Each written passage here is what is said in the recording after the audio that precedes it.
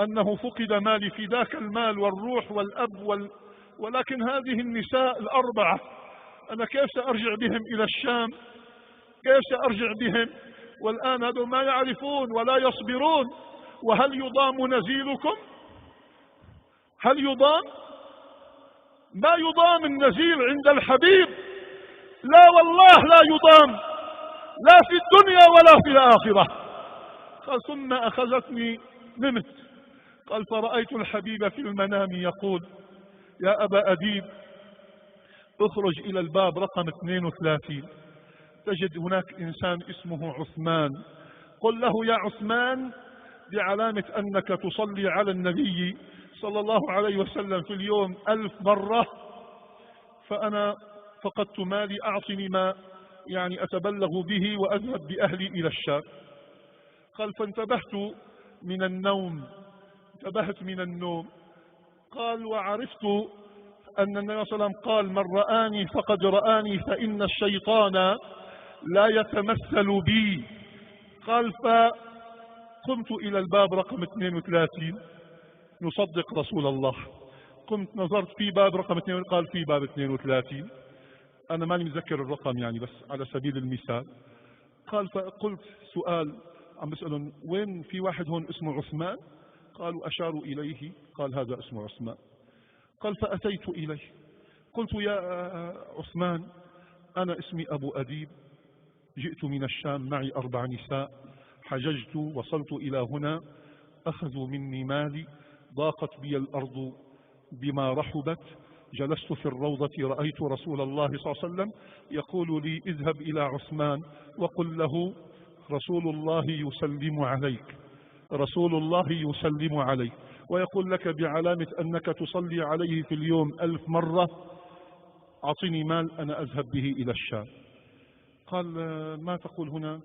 تعال تعال. أدخله إلى الغرفة التي وراء الباب التي يجلس فيها الحرس والمراقبون. قال ها شو قصتك؟ قال أنا أبو أديب جئت من الشام معي 4 نساء، فقد مالي، ذهبت إلى الروضة رأيت رسول الله صلى الله عليه وسلم قال اذهب إلى أبي أديب واذهب إلى عثمان وقل له رسول الله يسلم عليك، ضع مني المال، أعطني ما أتبلغ به إلى الشام. قال هذا الكلام ما ينفع هنا، سنذهب إلى البيت. ركبوا بالسيارة. قال خبرني ماذا حدث معك؟ قال أنا أبو أديب جئت من الشام معي 4 نساء، ضاع مالي، ذهبت إلى المسجد، رأيت النبي صلى الله عليه وسلم في المنام، قال اذهب إلى عثمان قل له رسول الله يسلم عليك وبعلامة أنك تصلي عليه في اليوم 1000 مرة أعطني. قال حتى نصل إلى البيت. دخلوا إلى البيت. قال جلسوا، أتى له بماء وكذا. خبرني قصتك.